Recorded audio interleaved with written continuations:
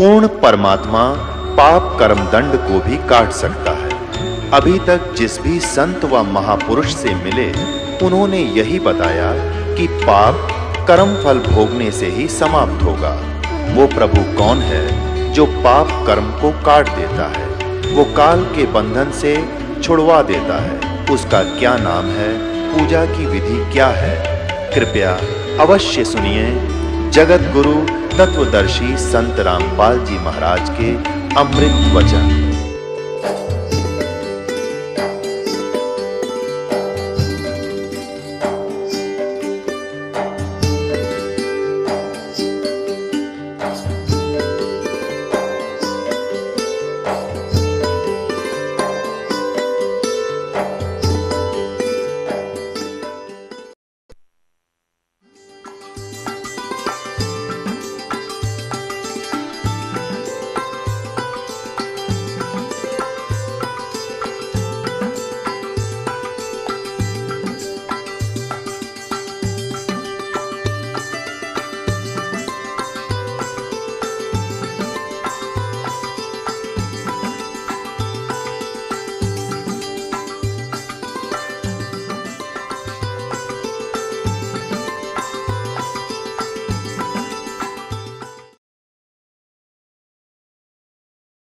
एक समय ब्रह्मा जी और विष्णु जी का आपस में इस बात पर विवाद हो गया। ब्रह्मा जी कहते हैं मैं सृष्टि रचनहार हूँ, और विष्णु जी तू मेरा पुत्र है, तेरी उत्पत्ति मेरे से हुई है। और विष्णु जी कहते हैं नहीं, मैं तेरा पिता हूँ, तेरी उत्पत्ति मेरी नाभि कमल से हुई है। अब ये भ्रमणा इन महापुरुषों को कैसे होती है, ये काल करवाता है। अब जैसे ऋषि महर्षियों ने समाधिस्थ होने की चेष्टा की परमात्मा पाने के लिए, क्योंकि जब ब्रह्मा जी कमल के फूल पर बैठा था, ये होश में आया, ये युवा था, जवान था, तो इसने देखा कि मैं कहाँ बैठा हूँ, सब जगह जल ही जल है, कोई धरती पृथ्वी दिखाई नहीं दे रही है। तो उसी से मैं सोचा मैं क्या करूं। आकाशवाणी की इस काल ने कि तप करो तप करो, 1000 वर्ष तक तप किया ब्रह्मा जी ने। फिर कहा सृष्टि करो। अब इसकी बैटरी चार्ज करा दी तप करके, इसमें सिद्धि आ गई, और इसको फिर रजोगुण युक्त ये था ही, और क्रिया दे दी कि तो सब उत्पत्ति जीवों की उससे नहीं होती, उसके अंदर रजोगुण के कारण हम प्रभावित हो जाते हैं। जैसे मिर्च है, अब मिर्च है, एक 2-3 कमरे हों और उसमें एक रसोई होती है, रसोई में छोंक लगा मिर्चों का, और तीसरे कमरे में बैठे हुए व्यक्ति छीकम छीक हो जाते हैं, क्योंकि वो साकार वस्तु तो रसोई में, उसका निराकार जो गुण है जा करके वह प्रभावित कर रहा है। ऐसे इन ब्रह्मा विष्णु महेश से निकल रही ये तरंगें हम सभी प्राणियों को प्रेरित कर रही हैं, और उन्हीं के आधार से, हम तीनों के आधार से यहाँ अपनी अपनी क्रिया में विवश हैं करने के लिए। जैसे किसी ने शराब पी ली तो उसका बस की बात नहीं है, वो कहीं कहीं पैर टेक कर कैसे बोला, बांगा बांगा चाल है, ऐसे हम बांगे बांगे चालना हर ओरक में बोलना है, हमारे ये नशे हो रहे हैं। तो इस तीनों गुणों से ऐसे होगा। तो ऋषि महर्षियों ने साधनाएं की उस हठ योग से, क्योंकि ब्रह्मा जी ने सोचा ये आकाशवाणी परमात्मा की है, और वह थी इस काल की, क्योंकि ये गुप्त रहता है, सबके सामने नहीं आता, अपनी योग माया से छुपा रहता है ये साकार। जैसे गीता जी अध्याय नंबर 7 के श्लोक नंबर 24-25 में स्पष्ट कर रहा है, ये अबुद्धि लोग, बेबुद्धि लोग यानी अज्ञानी जन समुदाय मुझको कृष्ण की तरह मनुष्य जन्म में आया हुआ मानते हैं। क्योंकि बोल कृष्ण में रहा था, कहता मैं कृष्ण नहीं हूँ, मैं कभी भी किसी के सामने व्यक्त नहीं होता, साकार में नहीं आता, ये मेरा अवय अनुतम घटिया अटल सिद्धांत है, और मैं अपनी योग माया से छुपा रहता हूँ, मैं किसी के समक्ष नहीं आता।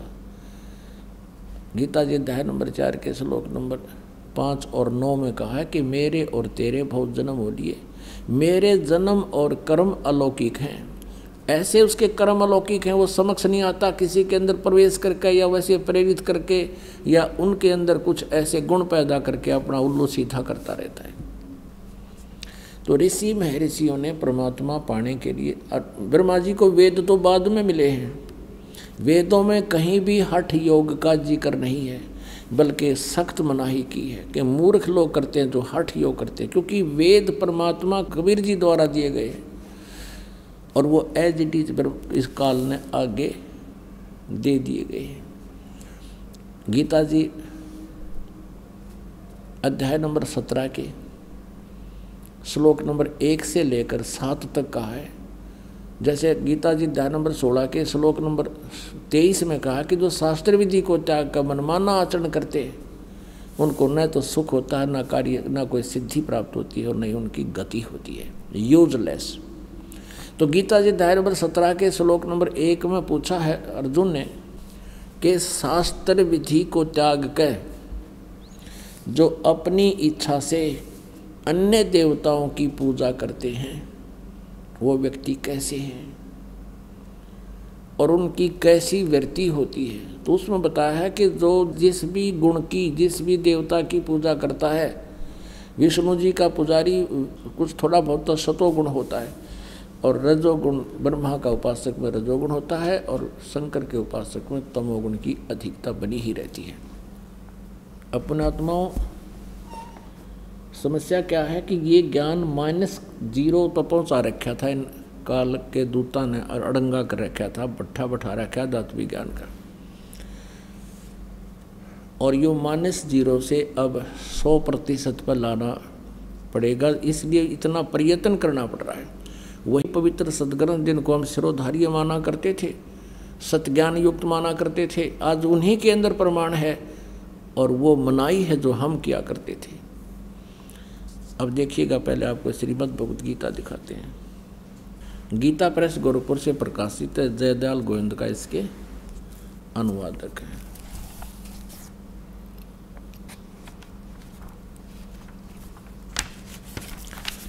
अब देखिएगा, गीता जी अध्याय नंबर 16 और श्लोक नंबर 23 में कहा है कि जो पुरुष शास्त्र विधि को त्याग कर अपनी इच्छा से मनमाना आचरण करता है, अपनी मनमाने जाप करता है, मनमानी पूजाएं करता है, जो गीता और वेदों में वर्णित नहीं है उसके विरुद्ध करता है, तो वह न सिद्धि को प्राप्त होता है, न परम गति को और न सुख को ही। अब 16वें अध्याय के 24वें श्लोक, ये अंतिम श्लोक है 16वें अध्याय का। इससे तेरे लिए इस कर्तव्य और अकर्तव्य की व्यवस्था में शास्त्र ही प्रमाण है। ऐसे जानकर तू शास्त्र विधि से नियत कर्म ही करने योग्य है। तुरंत ही अर्जुन ने पूछा।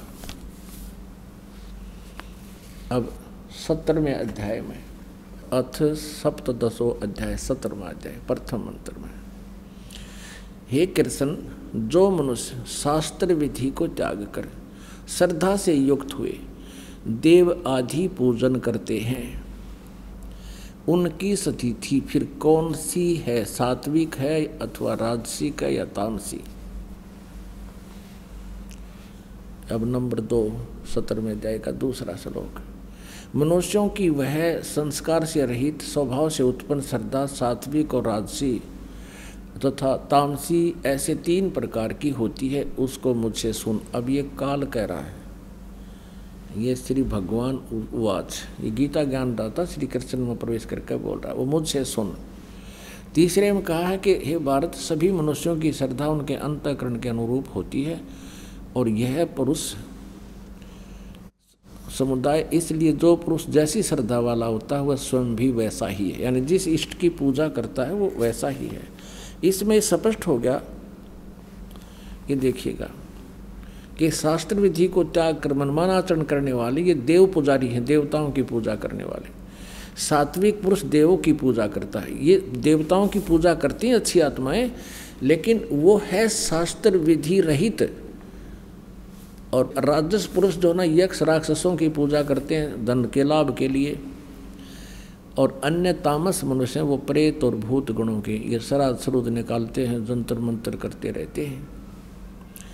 5 में कहा है कि जो मनुष्य शास्त्र विधि से रहित केवल मन कल्पित घोर तप को तपते हैं, हे मालिक, दंभ और अहंकार से युक्त, कामना, आसक्ति और बल के अभिमान से भी युक्त हैं। अब छठे में 17वें अध्याय के छठे श्लोक में शरीर रूप से स्थित भूत समुदाय को और अंतःकरण में स्थित मुझ परमात्मा को भी वो क्रस करने वाले हैं, यानी दुखी करते हैं, जो गलत साधना करते हैं, हठ योग करते हैं, घोर तपस्या करते हैं, उन अज्ञानियों को तू असुर स्वभाव के जान। और आगे बहुत है, इतना ही काफ़ी अपन को। अब श्रीमद् भागवत देवी पुराण में स्पष्ट किया तीसरे स्कंद में कि श्री ब्रह्मा जी ने 1000 वर्ष तक घोर तप किया। अब करवाया इस काल ने आकाशवाणी करके, वेदों और गीता में तो मना किया है, ये घोर तप जो तपते हैं वो तो असुर स्वभाव को धारण किए हुए और मुझे भी परेशान करते हैं, क्योंकि इस शरीर के अंदर सभी देवताओं का वास है और काल निरंजन भी इसी में रहता है, सहस्रार कमल में, यानी प्रत्येक प्राणी में उसकी स्थिति विद्यमान है। तो ऐसे अब स्पष्ट हो गया कि हठ योग नहीं करना चाहिए, और जो ऐसा करते हैं वो शास्त्र विधि त्याग का मनमानी आचरण है। और अन्य देवताओं की, ब्रह्मा विष्णु महेश की पूजा भी आन उपासना में है और शास्त्र विधि त्याग का मनमाना पूजन है। अब हम जो प्रश्न कर रहे थे कि एक बार ये ऋषि लोग इस ब्रह्मा जी के द्वारा काल प्रेरणा से प्राप्त इस आकाशवाणी को कि तप करो, और वेदों को फिर पढ़ा, उसमें पाया कि केवल ओम नाम जाप करो, उसमें तप का किधर जिक्र भी नहीं है। अब पुण्यात्मा आपको फिर क्लियर करना पड़ेगा, क्योंकि यह अध्यात्म ज्ञान है और आपका दाव लगा हुआ है। भगवान ने दया करी है, आपको यहाँ बुलाया, किसी भी कारण से कोई, चाहे कोई दुखी आया है या कोई परमात्मा की प्यारी आत्मा कोई वैसे ज्ञान प्राप्ति के लिए है, धन्य भाग हैं आप, और धन्य है आपके माता पिता जिनसे तुम्हारा जन्म हुआ इस कलयुग में, ऐसे घोर समय में। और ये ज्ञान, ये अमृत आपको प्राप्त होना, ये बिना परमेश्वर की कृपा और आपके पुण्य पिछले संस्कारों की दोनों के संयोग से आज ये स्थिति आपको उपलब्ध है। अब आपको ये दिखाना चाहते हैं, इन्होंने तप की परिभाषा बदल दी। अब दो सदग्रंथों में तप लिखा है, जैसे वाणी का तप, उसको तप कहा। गीता जी में आपको प्रमाण दिखाते हैं। अब देखिएगा, अब इस पवित्र गीता जी में बहुत ही निर्णायक ज्ञान दिया है कि हमने अपने स्वाभाविक कर्मों को नहीं त्यागना है, जैसा ब्राह्मण, क्षत्रिय, वैश्य, शूद्र के जो कर्म हैं, इनको करते हुए भी हमने परमात्मा की साधना करनी चाहिए। देखिएगा अध्याय नंबर 18 गीता जी अध्याय नंबर 18 के और श्लोक नंबर हम यहाँ से लेते हैं 45 से। अपने अपने स्वाभाविक कर्मों को तत्परता से लगा हुआ मनुष्य भगवत प्राप्ति रूप परम सिद्धि को प्राप्त होता है। अपने स्वाभाविक कर्मों में लगा हुआ मनुष्य जिस प्रकार से कर्म करके परम सिद्धि को प्राप्त होता, उस विधि को तू सुन। अब यहाँ गीता ज्ञानदाता 18वें अध्याय का 46वें श्लोक में गीता ज्ञानदाता अन्य परमात्मा के विषय में कहता है कि जिस परमेश्वर से संपूर्ण प्राणियों की उत्पत्ति हुई है, जिससे यह समस्त जगत व्यापक है, उस परमेश्वर की अपने स्वाभाविक कर्मों द्वारा पूजा करके मनुष्य परम सिद्धि को प्राप्त होता है। यानी अपने जो जिसके कर्म हैं, क्षत्रिय, शूद्र, वैश्य और ब्राह्मण के, उनको करता हो। ये पीछे इसके विषय में जानकारी दी है। अब आपने 46 पढ़ लिया, अब 47 में अच्छी प्रकार आचरण किए हुए दूसरों के धर्म से गुण रहित भी अपना धर्म श्रेष्ठ है। अब देखो इन्होंने किस आडंगा कर दिया यहाँ पे, है तेरा गजब हो। यहाँ ये लिखना था, ये अनुवाद गलत कर दिया इन्होंने। संस्कृत स्पष्ट है, गीता जी अध्याय नंबर 18 की श्लोक नंबर 47 में श्रेयान सर्वधर्म वी गुणे पर धर्मात् और सब अनुतिष्ठात सब स्वाभिनियत स्वभाव नियत कर्म कुर्वन न आपनोति किल्बिषम। किल्बिष माने पाप। अब इसका अर्थ ये बनता है कि श्रेयान स्वधर्म है, अपना जो शास्त्र अनुकूल साधना धार्मिक क्रियाएं हैं वो श्रेष्ठ हैं। वी गुणे पर धर्मात् सब अनुतिष्ठात, दूसरे के धर्म यानी धार्मिक पूजाएं चाहे वो कितनी ही तड़क भड़क चटक मटक की दिखती हों, स्वनियोजित दिखती हों, उन विगुण ज्ञान गुण रहित व्यर्थ की साधनाओं से श्रेयान स्वधर्म है, अपना शास्त्र अनुकूल धर्म उत्तम है, श्रेष्ठ है। इन्होंने अनुवाद गलत कर दिया। इन्होंने क्या अनुवाद कर दिया कि अच्छी प्रकार आचरण में किए हुए दूसरे के धर्म से गुण रहित। अब देखिए कहाँ रोग काटे न, गुण रहित यानी जिसमें कोई भी गुण ना हो, एक अन्य का भी ना हो, भी अपना धर्म श्रेष्ठ है। तरह गजब वही है कि जब अपनी जो पूजा तुम कर रहे हो वो चाहे एक अन्य की ना हो, उसमें कोई गुण ना हो, वह श्रेष्ठ है। इस अनर्थ कर दिया। फिर इसका फायदा क्या हुआ गीता के बोलने का? इसका अर्थ है श्रेयान स्वधर्म है, अपना शास्त्र अनुकूल साधना सबसे श्रेष्ठ है। वी गुण है पर धर्मात् सब अनुतिष्ठात। सब अनुष्ठिष्टात माने जो घनी तड़क बड़ी, जैसे माता का जागरण करें हैं और बड़े डांस करें, नाचें, गावें। देखिएगा अब बताते हैं आपको।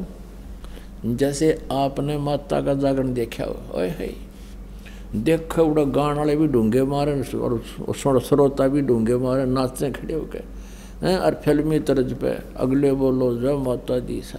और कहते हो कितना अच्छा लगे, कठ जुड़ जा दुनिया देखने जावे, क्यों फिल्मी गाने पे वो बाजें तबले। तो इस उद्देश्य से कह रहे हैं कि तुमने कितना अच्छा लगता और तुम्हारी आत्मा कितनी उसको आकर्षित हो। वो विगुण धर्म है दूसरे का, और आपका शास्त्र अनुकूल जो साधना है, वो पूजा है, वो श्रेष्ठ है। विगुण पर धर्मात्, दूसरे के विगुण माने व्यर्थ की, जिसमें एक अन्य का भी लाभ ना हो, और वह चाहे कितनी ही अच्छी सुव्यवस्थित तुझे नजर आती हो, उससे अपनी साधना श्रेष्ठ है, उसको त्यागना नहीं। इन्होंने ऐसे अर्थों के अनर्थ कर डाले। इनका कहने का भाव यूँ है कि तुम जो पूजा कर रहे हो, हरे राम राधे श्याम मिला दे हैं, चाहे माता धोखे है, चाहे कोई तो पत्थर पूजा है, कहते वो बढ़िया है। ये न्यों कहना चाहो है अनरस करके गीता जी का, गीता जी के आशय को ना समझ के इन्होंने पूरे समाज को उल्टा घुमा दिया। फिर फायदा क्या इस गीता जी के कहने का? जब ये डले ढोने अच्छे होते थे, फिर क्या फायदा थी इस पवित्र सदग्रंथ के बोलने का? इन्होंने ऐसे काम बिगाड़ रखे। अब देखिएगा गीता अध्याय नंबर 18 का श्लोक नंबर 48-47 आपने पढ़ लिया। इसमें कहा कि कुंती पुत्र दोष युक्त होने पर भी सहज कर्मों को नहीं त्यागना चाहिए, क्योंकि धुएं से अग्नि की भांति सभी कर्म किसी न किसी दोष से युक्त हैं। 49 में कहा है सर्वत्र आसक्त रहित, बुद्धि वाला, सप्रहा रहित, जीते हुए अंतःकरण वाला पुरुष सांख्य योग द्वारा यानी तत्व ज्ञान द्वारा उस परम निष्कर्म्य सिद्धि को प्राप्त होता। देखो निष्कर्म्य कि जहाँ जाने के बाद फिर कोई कर्म नहीं करना पड़ता, वो निष्कर्म्य सिद्धि प्राप्त होती है। 50 में कहा है कि जो ज्ञान योग की परास निष्ठा है, उस निष्कर्म्य सिद्धि को जिस प्रकार प्राप्त होकर मनुष्य ब्रह्म को प्राप्त हो जाता है, उस प्रकार हे कुंती पुत्र संक्षेप में ही मुझसे समझ। इसी के चलते आगे क्या बताया है? अध्याय नंबर 18 के श्लोक नंबर 61 में स्पष्ट किया है। अध्याय नंबर 18 के श्लोक नंबर 61 में कहा है कि हे अर्जुन, शरीर रूप यंत्र में आरूढ़ संपूर्ण प्राणियों को अंतर्यामी परमेश्वर अपनी माया से उनके कर्मों अनुसार भ्रमण कराता हुआ सब प्राणियों के हृदय में स्थित है। इससे सिद्ध है कि गीता ज्ञानदाता से कोई और परमात्मा है, जिसके विषय में गीता ज्ञानदाता कह रहा है। और उसके तुरंत बाद 18वें के 62 में कहा कि अर्जुन, तू सर्वभाव से उस परमेश्वर की शरण में जा, उस परमात्मा की कृपा से ही तू परम शांति को और सनातन परम धाम को प्राप्त होगा। अब यहाँ कहने का भाव ये है कि हम जो भी कर्म जैसा कोई कर रहा है उसको त्यागा नहीं जा सकता। अब देखिएगा अध्याय नंबर 17 के श्लोक नंबर 14। देवता, ब्राह्मण, गुरु और ज्ञानी जनों का पूजन, पवित्रता, सरलता, ये ब्राह्मण का अर्थ है यहाँ तत्वदर्शी संत। सरलता, ब्रह्मचर्य और अहिंसा शरीर संबंधी तप कहे जाते हैं। अब ये तप जो है ना, ये अन्य प्रकार के तप बताए हैं कि जैसे आप परम संत की शरण में आ गए और गुरु जी की सेवा के दौरान जो आपको यहाँ कोई भी किसी प्रकार की भी जो कठिनाई महसूस होती है, और अहिंसा आदि शरीर संबंधी तप कहे जाते हैं। ये तप हैं जो क्रिया साधनाएं करते समय, जैसे गुरु जी की सेवा करना है, धार्मिक अनुष्ठान कराने, ऐसे। आगे देखना 15वें में क्या कहा है।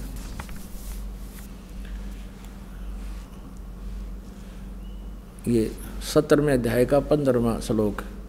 जो उद्वेग न करने वाला, प्रिय, हितकारक एवं यथार्थ भाषण है तथा वेद शास्त्रों के पठन पाठन एवं परमेश्वर के नाम जप का अभ्यास है, वही वाणी संबंधी तप कहा जाता है।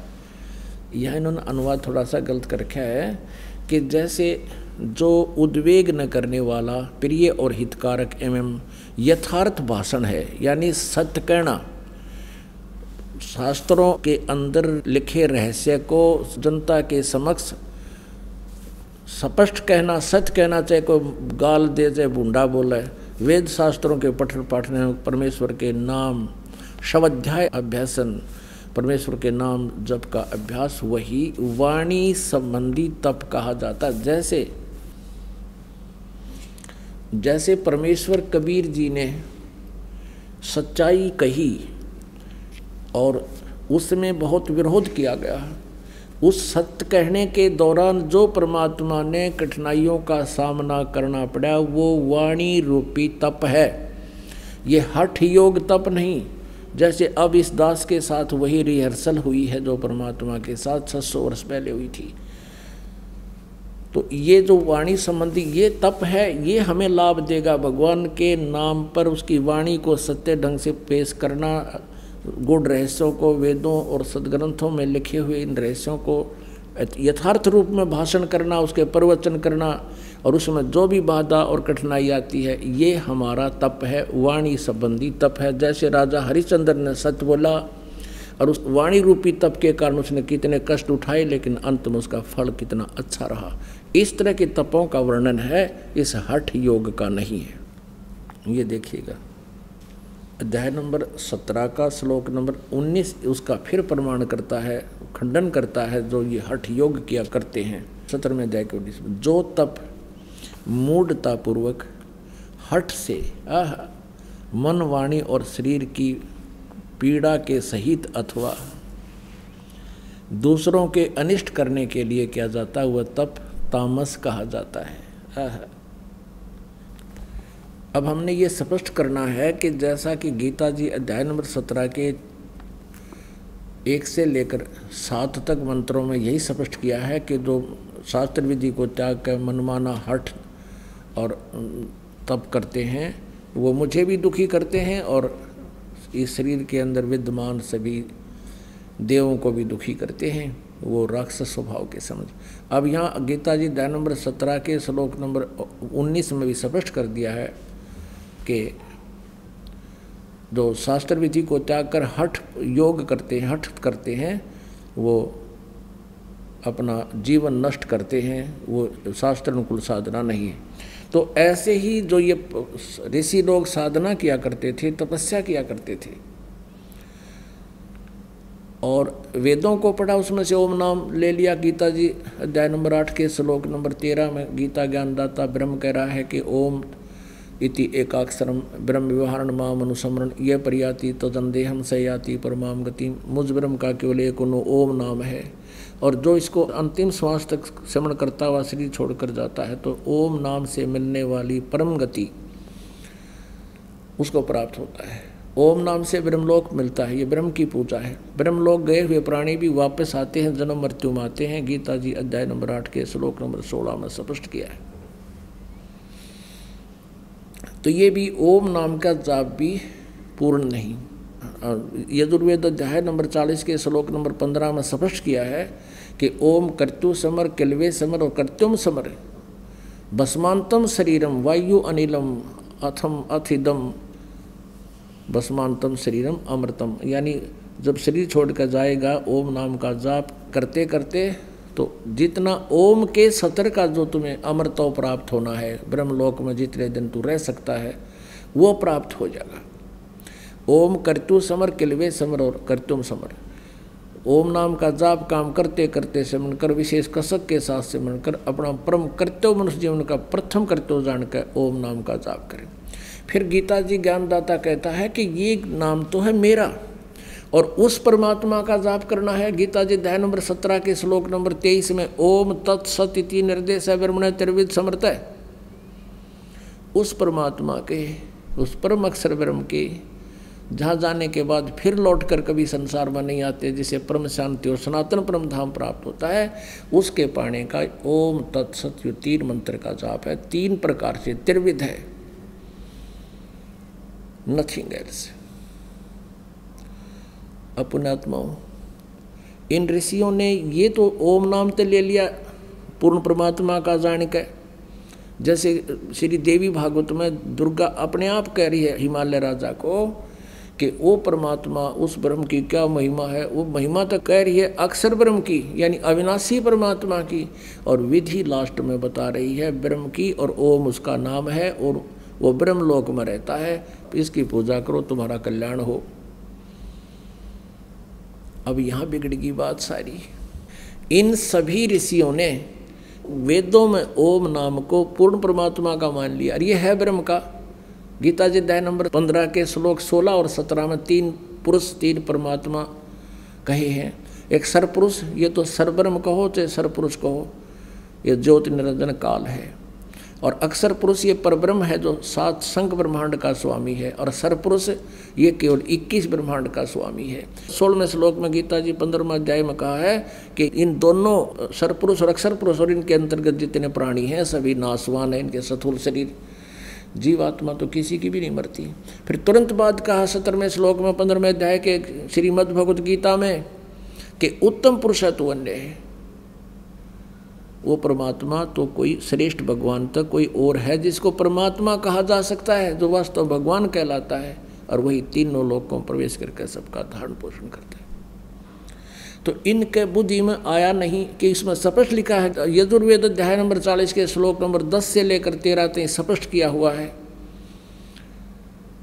कि कोई तो परमात्मा को संभवात्मा ने जन्म लेने वाला, कोई असंभवात जो उत्पन्न नहीं होता वो कभी भी निराकार बताते हैं। तो ये जानकारी तत्वदर्शी संत बताओगा, उससे सुनो। तो ये कौन सी इनकी आंख में चिकी थी, ये नहीं समझ में आई कि वेदों से अलग भी कोई और ज्ञान है जिसको वेद नहीं बता पा रहे और तत्वदर्शी संत भी बताएगा। तो इन्होंने अपने आप निष्कर्ष निकाल लिया, और जिससे आज तक डलेट हो रहे और ढुआ रहे हैं, हमारे से ढुलवा रहे हैं। इसी आधार से ऋषियों ने डले डोए, तप करे, हठ योग करे, आकाशवाणी परमात्मा की जान के थी वा काल की,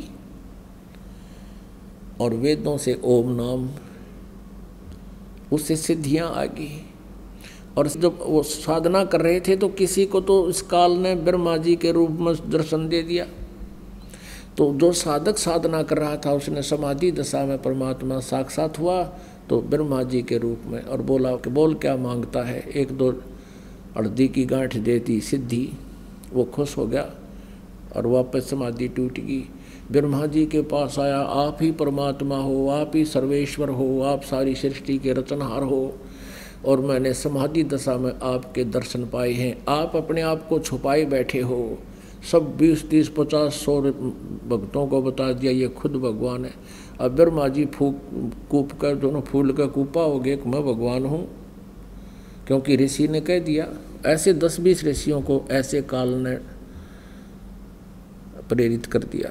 उधर से इस काल ने प्रतीक्षा कर रखी है कि मैं अपने रूप में कभी किसी को दर्शन नहीं दूंगा, और ये चतुर्भुज रूप में ब्रह्मा और विष्णु और शिव जी के रूप में दर्शन देता है। जैसे किसी साधक ने साधना की, हठ योग किया, उसको विष्णु जी के रूप में दर्शन दे दिए और पूछा बोल क्या मांगता है, एक हल्दी की गांठ उसने दे दी, एक सिद्धि उसको दे दी। जैसे अगस्त ऋषि ने सारे जीवन में डले ढोके एक सिद्धि प्राप्त कर ली कि सागर पी लूँ सारा, 7 समुद्रों को पी जाऊं, और वो उसने कलाबाजी दिखा के प्रभु पा किया, सारा जयकार होगी कि एक घूंट में अगस्त ऋषि जी ने सारे 7 के 7 समुद्रों को पी लिया।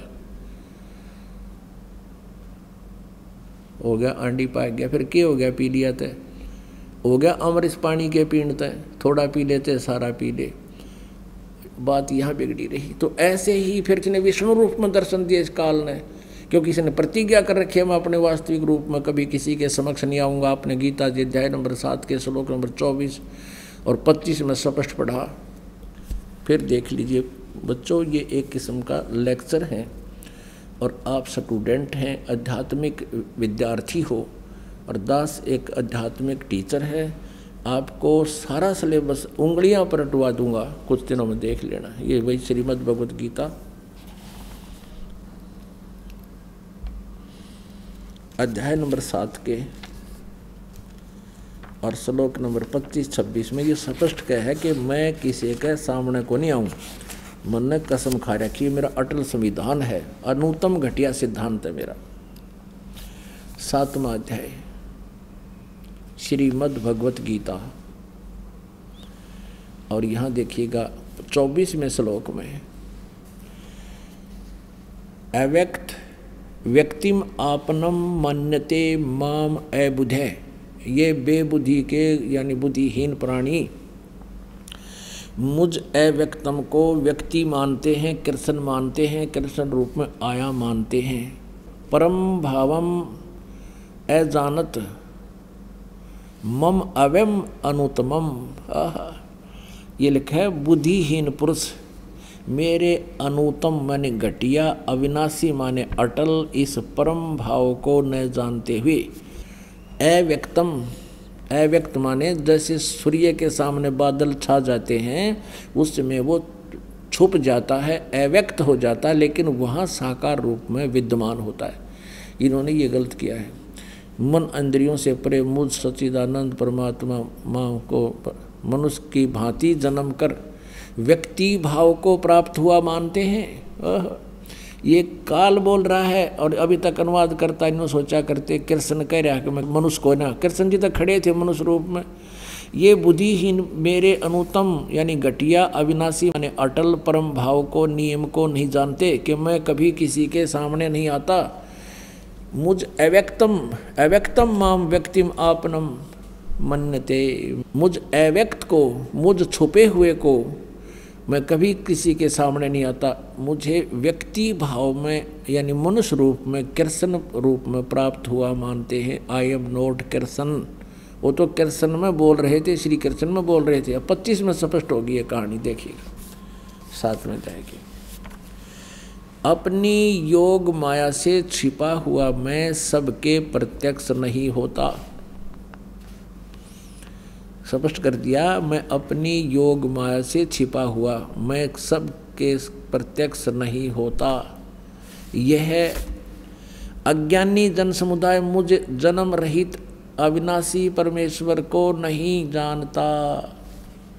मैं अपनी योग माया से छुपा रहता हूँ, मैं सबके सामने नहीं आता। तो आकार में तो है, छुप रहता है।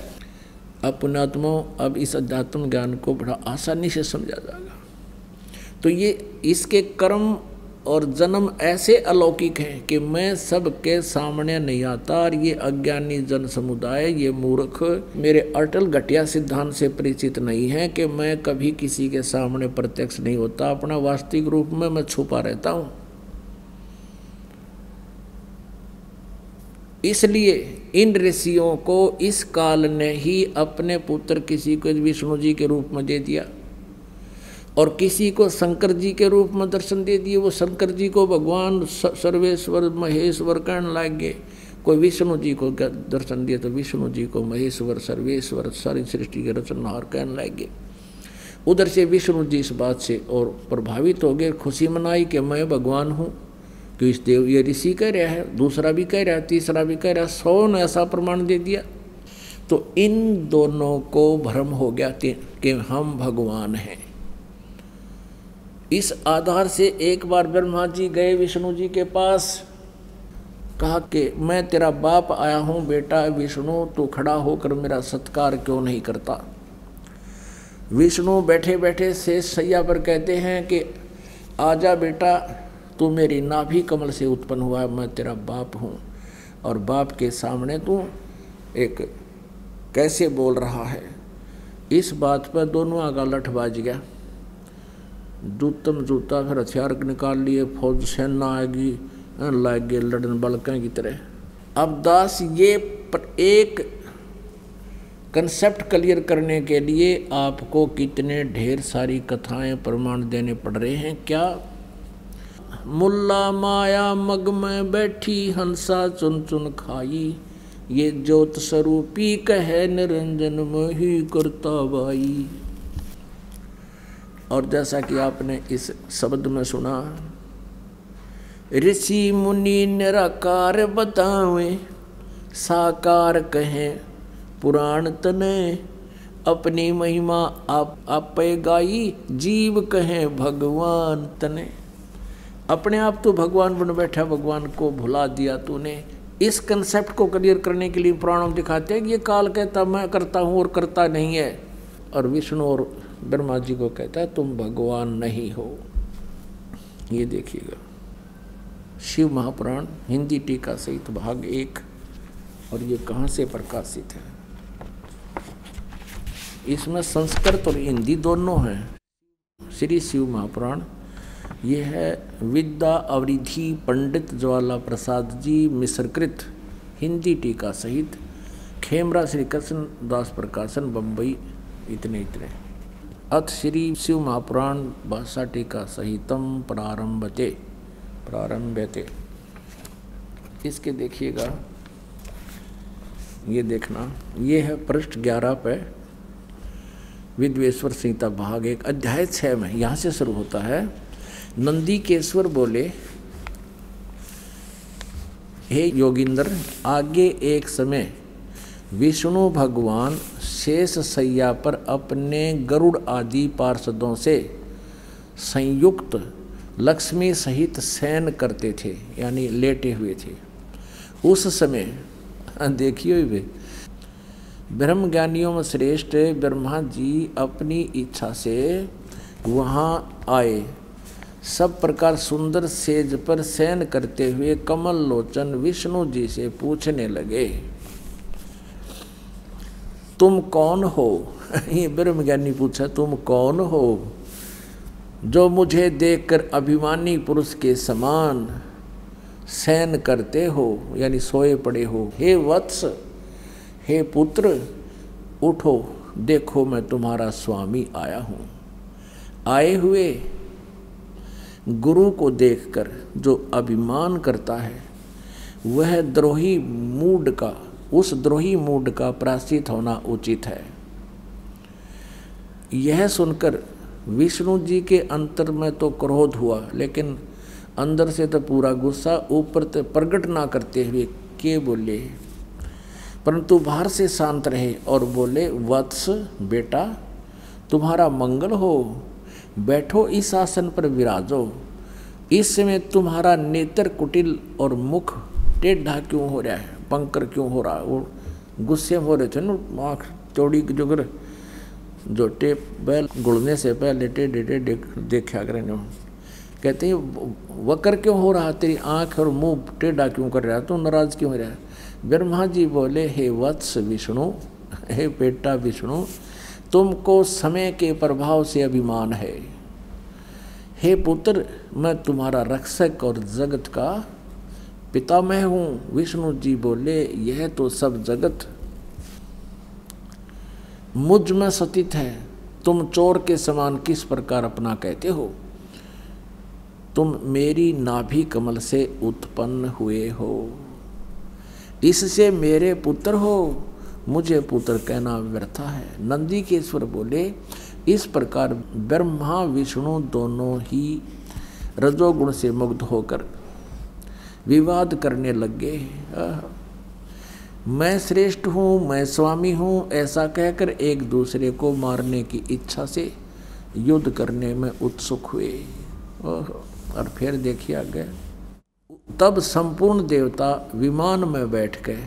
ब्रह्मा विष्णु महेश तो लठ बजावे हैं, और ये सारे देवता विमान में बैठ गए और उस महाअद्भुत युद्ध देखने को चले आए और आकाश से उन पर फूल बरसाने लगे।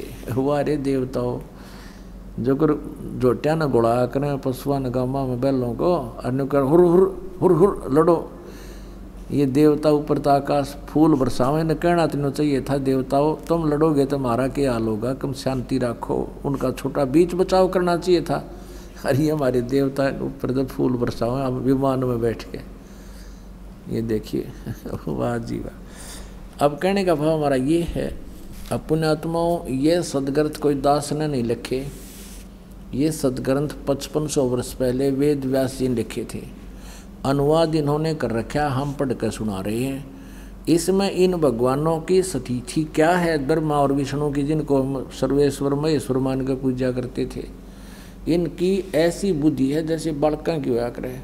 तीसरी चौथी कक्षा के बच्चे आपस में लड़ा करें, और फिर टीचर के पास जाते हैं, वो कारण पूछता है युद्ध उनके झगड़े का। एक कहता है जी ये नो बोला मैं तेरा बाप है, और वो कहता ना जी यो पहले बोला, नो बोला मैं तेरा बाप है। इसलिए कुर्ता पाड़ रहे एक दूसरे का, गला पकड़ रहे, हाँ वो उसका मारे रो उसका मारे, इस तरह के भैया। ये भगवान वो उसने बेटा करो, उसने बेटा लठम लट्ठा हो गई ना जाने के। अब इनका पिताजी आ गया बीच में, इसने बीच में दोनों का जब युद्ध हो रहा था, इसने बीच में एक तेजो में स्तंभ खड़ा कर दिया जिसको शिवलिंग बोलते हैं। और वो तेजो में जैसे ये हीरे चमक्या करें, ऐसा वो सीधा लंबा बहुत और छोर का नहीं, जैसे बहुत तेजों में स्तंभ पिलर सा खड़ा हो गया, जैसे बर्फ ने छोल छाल के मूड़ी के सा बना दें, ऐसा समझ लो, बहुत लंबा चौड़ा। इस स्थिति का वो लंबा चौड़ा, तो वो लड़ाई करना तो बंद करके उसको ऊपर नीचे उसने ढूंढने लगे, इसका एंड कहाँ है। अब सारी कथा ना सुनाकर हम निष्कर्ष पर आते हैं। तो उसी समय युग काल आ गया शिव रूप में। इसने कसम खाई है कि मैं अपने वास्तविक रूप में किसी को दर्शन नहीं देता। ये अपने पुत्र शिव जी का रूप धारण करके वहाँ आ गया, और इन दोनों से क्या बोला देखिए। ये है पृष्ठ नंबर 17 शिव पुराण और विद्वेश्वर संहिता अध्याय 9। अब यहाँ से पढ़ते हैं। कहते दोनों की अज्ञानता और वैर को दूर करने के अर्थ दोनों से कहा। इस काल ने जो प्रकट हो गया, हम ज़्यादा ना सुनाते, अपने काम का लेंगे। इन दोनों से कहा कि मेरे सकल यानी साकार और निष्कल व निराकार भेद से दो रूप हैं। देख किस डेफिनेशन बता रहा है, यो काल साकार और निराकार की देखना, जहाँ ये भ्रम में पड़ गए सभी। मेरे सकल और निष्कल भेद से दो स्वरूप हैं, परंतु और ईश्वर नहीं है और कोई भगवान नहीं है। इस कारण उनके दो रूप नहीं हो सकते। पहला सतम रूप जो लिंग बीच में डाला था उनके, सतम रूप, पहला तो सतम रूप है और पीछे मूर्तिमान रूप धारण किया। देखिए साहब बड़ी बूझ बना रहा है कि है कि मैं ब्रह्म रूप निष्कल हूँ और ईश्वर रूप सगुण हूँ। आगे देखना, मेरे ये दोनों रूप सिद्ध हैं और दूसरे किसी के नहीं आगे देखना हो सकते। इस कारण से तुम दोनों को अथवा दूसरों को ईश्वर तव की प्राप्ति नहीं हो सकती।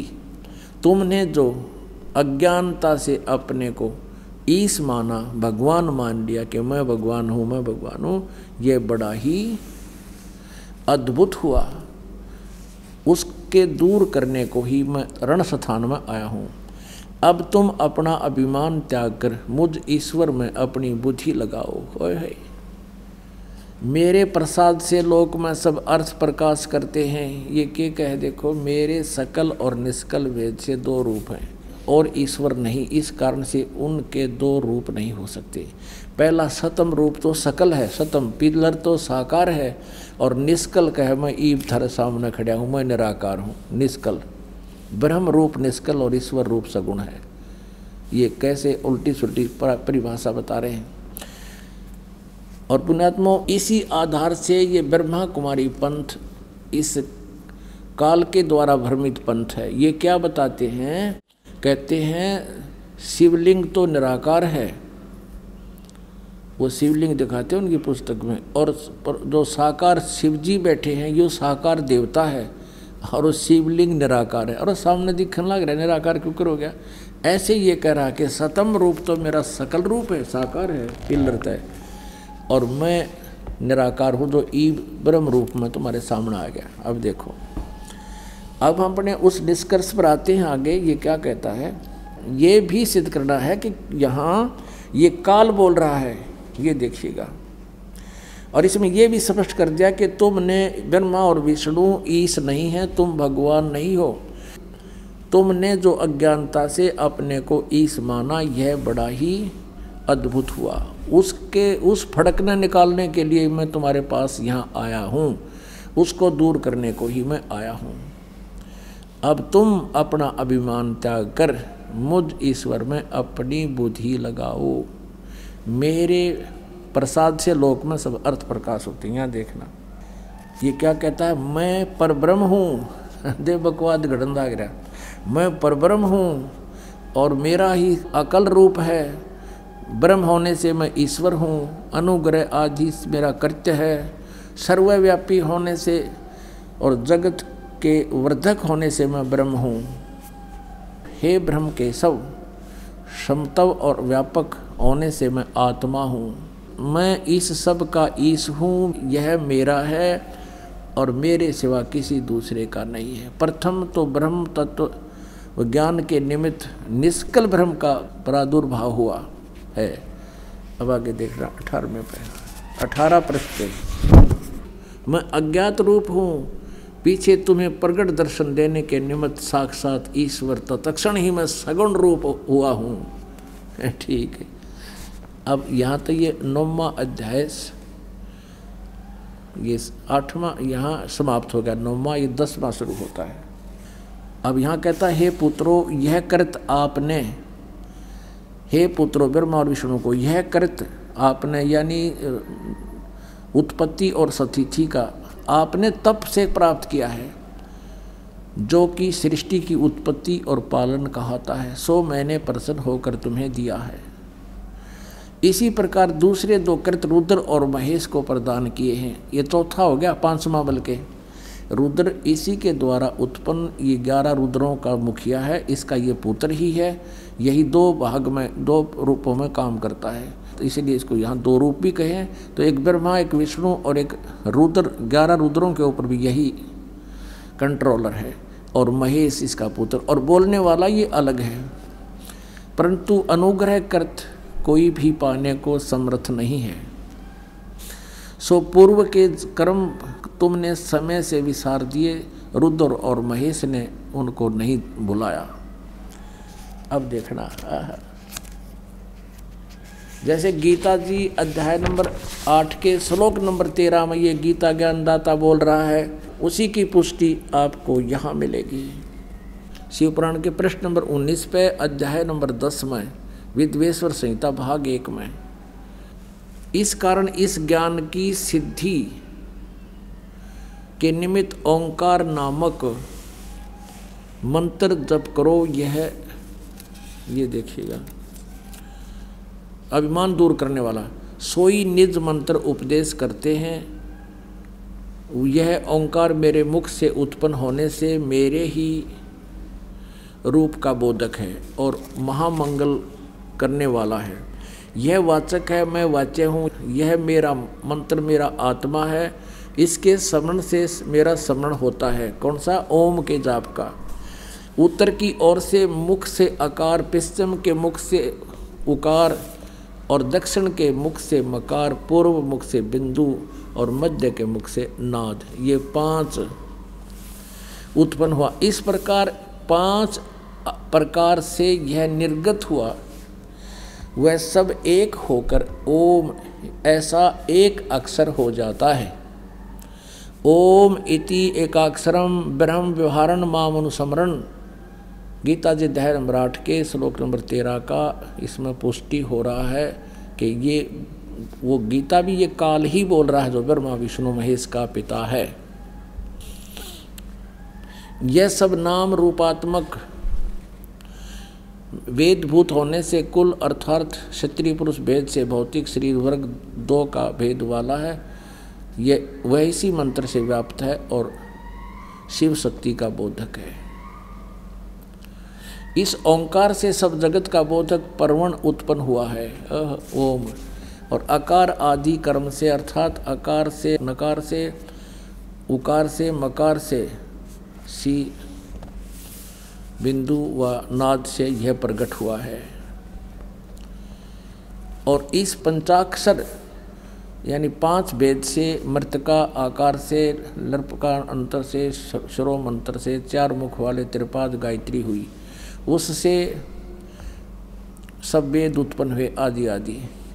आगे देखो, अपनात्माओं ये संस्कृत हमारे पास उपलब्ध है। इसी की यहाँ संस्कृत उपलब्ध है कि अकार उत्तर पूर्व, मुकार पश्चिम से और मकार जो है दक्षिण से, बिंदु मध्य से, ऐसे ये संस्कृत है इसकी। तो ये एकीभूत होकर ओम इति एक अक्षरो अभवत, एक अक्षर अभवत, ओम इति एक अक्षर अभूत। और ये जो गलती इसमें कहीं भी ऐसा नहीं लिखा ओम नमः शिवाय हो गया, ये देखना।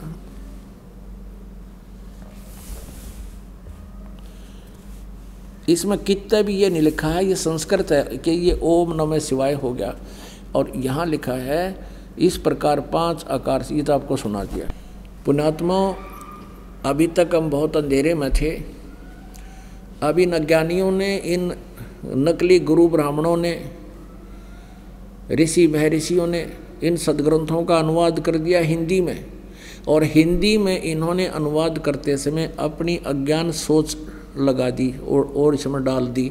और आम समाज ने हिंदी पढ़ा, हिंदी में अनुवादित जो भी उन्होंने अनुवाद किया उसको फाइनल मानकर अपना साधना प्रारंभ कर दी। अब शिव पुराण के अनुवादकर्ता ने गीता प्रेस गोरखपुर से प्रकाशित में इसमें अपनी सोच अड़ा दी कि ये 5 मंत्रों से ओम नमः शिव बन गया, ओम नमः शिव, और इसका जाप करो। ये देखिएगा, ये भ्रमणा पैदा करती। ये गीता प्रेस गोरखपुर से प्रकाशित है। वही हनुमान प्रसाद पोदार इसके संपादक हैं। और देखिएगा इसके, अब हम वहीं आते हैं 25 पृष्ठ पे। अब यहाँ ये है वो स्तंभ शिवलिंग बीच में विष्णु और ब्रह्मा के, और ये है विद्वेश्वर संहिता, और ये संक्षिप्त शिवपुराण पृष्ठ 24, ये 25। अब हम इसको यहाँ तक तो हमने संस्कृत में भी पढ़ लिया। 25 के नीचे ब्रह्मा और विष्णु ने पूछा, प्रभु सृष्टि आदि 5 कृत्यों के लक्षण क्या हैं, ये हम दोनों को बताइए। अब ये काल भगवान शिव रूप में खड़ा हुआ कहता है, मेरे कर्तव्यों को समझना अत्यंत गहन है, तथापि मैं कृपा करके तुम्हें उनके विषय में बता रहा हूँ। ये देखिएगा, ये 26 पृष्ठ पे। हे पुत्रों, तुम दोनों ने तपस्या करके प्रसन्न हुए मुझ परमेश्वर से सृष्टि और सतीथि नामक 2 कृत्य प्राप्त किए हैं, वो दोनों तुम्हें बहुत प्यारे हैं। और रुद्र और महेश्वर ने भी ये 2 अन्य संहार और तिरोभाव प्राप्त किए हैं। इससे सिद्ध है कि ये काल इनका पिता है, ब्रह्मा विष्णु और महेश का। अब ये आगे क्या बता रहा है यहाँ पर देखिएगा। मैंने पूर्व काल में अपने स्वरूप भूत मंत्र का उपदेश किया है, जो ओंकार के रूप में प्रसिद्ध है। वह मंगलकारी मंत्र है। सबसे पहले मेरे मुख से ओंकार यानी ओम प्रकट हुआ, जो मेरे स्वरूप का बोधक है, बोध कराने वाला। ओंकार वाचक है, मैं वाच्य हूँ। ये उसी संस्कृत का अनुवाद किया इसने। मैं वाच्य हूँ, यह मंत्र मेरा रूप ही है। प्रतिदिन ओंकार का निरंतर स्मरण करने से मेरा ही सदा स्मरण होता है। ओम का जाप ब्रह्म का है। ये ब्रह्म शिवरूप में प्रकट होकर बोल रहा है। मेरे उत्तरवर्ती मुख से आकार का, पश्चिम मुख से उकार का, दक्षिण मुख से मकार का, पूर्ववर्ती मुख से बिंदु का, मध्यवर्ती मुख से नाद का प्राकट्य हुआ। इस प्रकार 5 अवयों से युक्त ओंकार का विस्तार हुआ और इन सभी अवयों से एकीभूत होकर यह परवण एक ओम नामक एक अक्षर हो गया। इस अनुवादकर्ता ने जो गलती की है यहाँ देखो, वह अकार आदि क्रम से और मकार आदि क्रम से कर्म से प्रकाश में आया है। ओम नमः शिवाय ये 5 अक्षर मंत्र है। अरे गधे, यू आर स्पष्ट कह रहे हैं कि इन 5 अयों से एकीभूत होकर ये ओम मंत्र हो गया। अरिसना अड़ादी ओम नमः शिवाय, ये अलग से अक्षर लिखे ना, ये संस्कृत में नहीं है, इसकी अपनी सोच है। तो पवित्र इन पुण्य आत्माओं ने इस ओम नमः शिवाय को देख लिया कि मूल संस्कृत में भी यही होगा, अनुवादकर्ता लिखा है, तो हमने ओम नमः शिवाय के रट लगा दी। ये बिल्कुल गलत मंत्र है। ओम नमः शिवाय शास्त्र विधि रहित मंत्र है, ये नहीं करना चाहिए। अपने आत्माओं, हम अब जो दास आपको आज का सत्संग सुनाने जा रहा था वो तो अब प्रारंभ करूँगा और 2 घंटे हो लिए। फिर भी 10-1 मिनट आपको ये अमृतवाणी सुनाता हूँ, इसमें बहुत सा बात क्लियर होगी। अब धर्मदास जी को परमात्मा जब मिले उस समय परमेश्वर कबीर जी ने उस प्यारी आत्मा को समझाना चाहा कि तुम कहते हो कि हम जीव हिंसा नहीं करते और तुम कितना पाप करते हो सारा दिन। जैसे आप जी जो साधना करते हो, आप पुण्य करते हो, धर्म भंडारे करते हो धर्मदास जी, उस धर्म का पुण्य अलग से लिख दिया जाता है आपके गुड अकाउंट में, आपके मस्तिष्क में, और धर्मराज के वहाँ पहुँच जाता है ऑटोमेटिकली उसके दरबार में। और जो तुम प्रतिदिन पाप करते हो वो भी लिखे जाते हैं। अब जैसे गीता जी में आपने पढ़ा कि जैसे कोई खेती करता है या कोई हवन करते हो, जैसे ब्राह्मण का क्रम है, वो सारा नहीं पढ़ा सके आपको, आप देख सकते हो उसमें, फिर कभी बताएंगे। और जैसे किसान का है, मजदूर है कस्सी से मिट्टी खोदता है, किसान हल जोतता है, और ब्राह्मण लोग हवन आदि किया करते थे। जैसे भी अक्षत्री जो है अपना काम करते हैं। कहते ये सभी कर्म जो करते हो इनमें भी दोष है, लेकिन ये त्यागे नहीं जा सकते, ये करने ही पड़ेंगे। जैसे किसान है, परमात्मा कहते हैं 1 हलाई और 1000 कसाई जितना पाप 1 हाड़ी को होता है।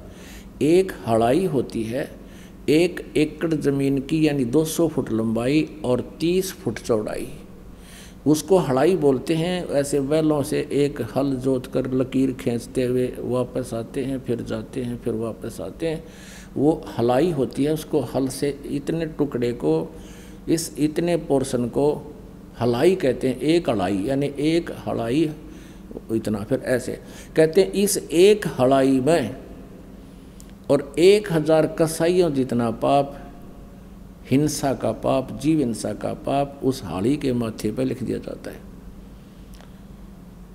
और फिर उससे जो पुण्य होता है उसमें उत्पन्न हुई, जैसे फसल कणक उत्पन्न होगी, गेहूँ उत्पन्न हो गया, वो जड़ गया, बाजरा उत्पन्न हुआ तो उसने पशु पक्षी खा रहे हैं, कुसुम झड़ गया, थोड़ा बहुत वो चींटियों का मुंह पड़ गया, कीड़े मकोड़े ने खा लिया, तो वो उसको पुण्य हो गया और वो पाप हो गया, और दोनों ही अकाउंट लिखे जाएंगे तुम्हारे इसमें। तो तुम्हारे विधान में जिन भगवानों की तुम पूजा करते हो उससे पाप अलग भोगने पड़ेंगे और पुण्य अलग। और परमात्मा कहते हैं मेरी जो साधना करेगा, जो मैं बताऊंगा, उससे तुम्हारे पाप नाश हो जाएंगे, पुण्य शेष बचेंगे। जैसे पहले, अब क्या होता है कि खेती में जैसे खरपतवार उग गया, तो खरपतवार को ख़त्म करने के लिए एक ऐसी मेडिसिन बन गई, उसको जब सिंचाई करते हैं उसको डाल देते हैं, वो घास को नष्ट कर देती है खरपतवार को, और फसल को हानि नहीं करती। अब देखो फिर अपने आप फसल पर फूल लगी। वैसे ये औषधि तो पहले भी थी लेकिन इसकी खोज नहीं कर पाए थे। अब परमात्मा ने ये औषधि, जब ही सतनाम हृदय धरो भयो पाप को नाश, जैसे चिंगारी अग्नि की वह पड़े पुराने घास।